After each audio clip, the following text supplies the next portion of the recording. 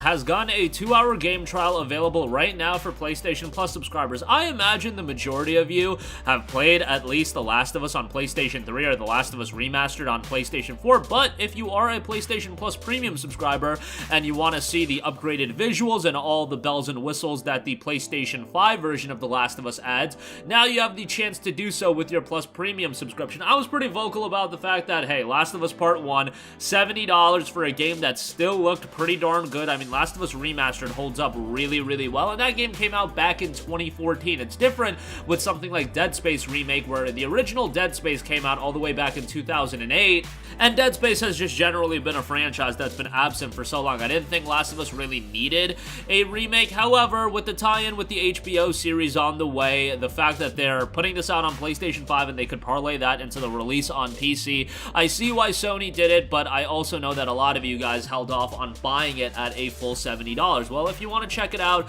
the first 2 hours is going to give you a little bit into the game. Obviously, you guys know 2 hours is not going to get you significantly into the game. Of course, like Last of Us is a very straightforward game. It's a linear experience that you can go off the beaten path here and there, but the game still has some length to it, especially if you're taking your time really soaking everything in. I mean, this is one of the most engrossing and atmospheric games, and it's not like Last of Us has like a blowaway original narrative. I mean, the zombie story has been done a lot. However, the execution of said zombie story and the character development was just phenomenally done. Last of Us Part 1 is one of my favorite games of all time, the first Last of Us.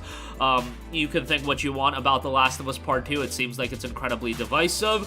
I've given my 2 cents on it, but I also understand a lot of people like it, and it seems like, to me, the majority of people like it. It's just like nerds like me that didn't like it are a little bit more vocal about it. I've tried to stop talking about The Last of Us Part 2 and go in depth on it. Nonetheless, you should play it for yourself ultimately and come to your own conclusion on that, but with Last of Us Part 1, it is available right now with your PlayStation Plus Premium subscription as far as a trial goes. Alright, moving on from that, Atomic Heart, a little game that's coming up here very shortly, coming February 20th. And this is a game that I've been following for a very, very long time, and it seems like it was a game that we were expecting to play for quite a while. I mean, it saw a couple delays, but now we do know that Munfish and Focus Home Entertainment will be bringing Atomic Heart to platforms on February 20th. It'll be on PS4, PS5, Xbox One, Xbox Series X and S, and PC come February the 20th, and in fact, it'll be on Xbox Game Pass if you are on PC or Xbox, so that's great. It was also noted that on console, solid 60 frames per second, 4K in dungeons, and dynamic resolution,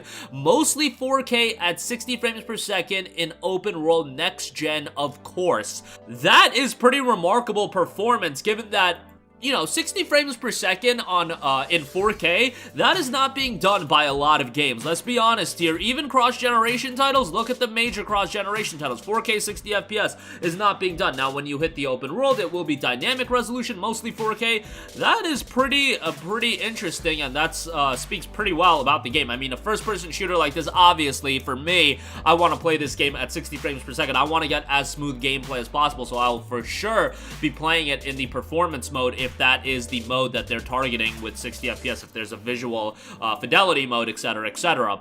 The game, if you're unfamiliar, sci-fi first-person shooter in a mad and sublime utopian world. Take part in explosive encounters, adapt your fighting style to each opponent, use your environment, and upgrade your equipment to fulfill your mission. If you want to reach the truth, you'll have to pay in blood. Well, that's how it used to be. With the launch of the latest robot control system mere days away, only a tragic accident or a global conspiracy could disrupt it. The unstoppable course of technology, along with secret experiments, have brought rise to mutant creatures, terrifying machines, and superpowered robots, all suddenly rebelling against their creators. Only you can stop them and find out what lies behind the idealized world. Using the combat abilities granted by your experimental power glove, your arsenal of blades, and cutting-edge weaponry, fight for your life in explosive and frantic encounters, adapt your fighting style to each unique opponent, and combine your skills and resources. Use the environment and upgrade your equipment to overcome challenges and fight for good. A utopian world, both mad and sublime, visceral, spectacular, and unforgiving combat. The visceral part, definitely see that, and it is pretty flashy as well with a lot of the effects that you're going to see. blast giant machines and mutants using your multiple skills and advanced weapons, and upgrade your arsenal and equipment. We'll see how the game ultimately turns out. This has been long awaited for a lot of people. There will be a plethora of editions, a gold edition, a standard edition, and a premium edition. Looks like for the most part, the base game is what people are going to go with. And by the way, it is going to be a $70 game on next generation, so that is something to consider as well, whether or not you're buying the game day one.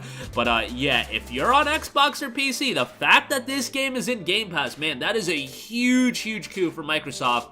Because a $70 title being available in Game Pass, that's pretty major, and that's really just adding to the value of what that subscription service is going to offer. So, again, February 20th is what it's listed on Steam. I believe it's going to be February 21st as far as in retail stores and on console, so bear that in mind as well. Sometimes the Steam date is a day ahead with time zone conversions and things like that. Lastly, I do want to note Hogwarts Legacy will be supporting 4-character save slots, and cross-platform save is not supported. WB Games support noted, thanks for your question. There are 4 separate character slots for each new character. We will have the following 2 types of save functionality and slots: 5 auto-save slots and 10 player manual save slots. We hope you and your sister enjoy the game, as in response to somebody asking in that question. Obviously, if you're going to be playing the game and a family member is going to be playing the game as well, you'll want multiple save slots, so that is going to be quite beneficial. As far as sharing saves between platforms, that is not going to happen. Hi, thanks for contacting us about Hogwarts Legacy. You will be able to link both platforms for rewards in each version of the game,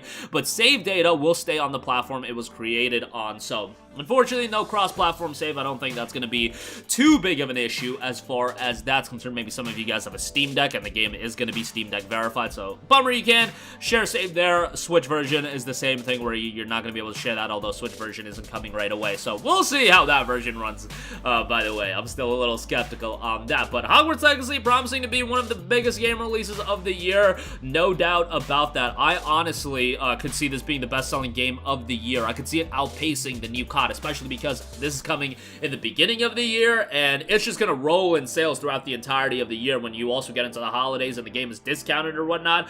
I foresee this game just doing colossally huge numbers. Unless it's a complete train wreck and the game is an abomination, this game is going to kill it from a sales standpoint. And even if it is an abomination, I foresee enough people buying it day one that it is still going to do incredibly well from a commercial standpoint. But that is going to do it for me. Again, big PlayStation Plus January update with Last of Us Part 1 2-hour game trial being available right now. Atomic Heart promising some pretty solid performance as far as that game is concerned. Looks to be a compelling first-person shooter, interesting narrative, and tackling some interesting themes as well. We'll see how that turns out February the 21st, and Hogwarts Legacy will be supporting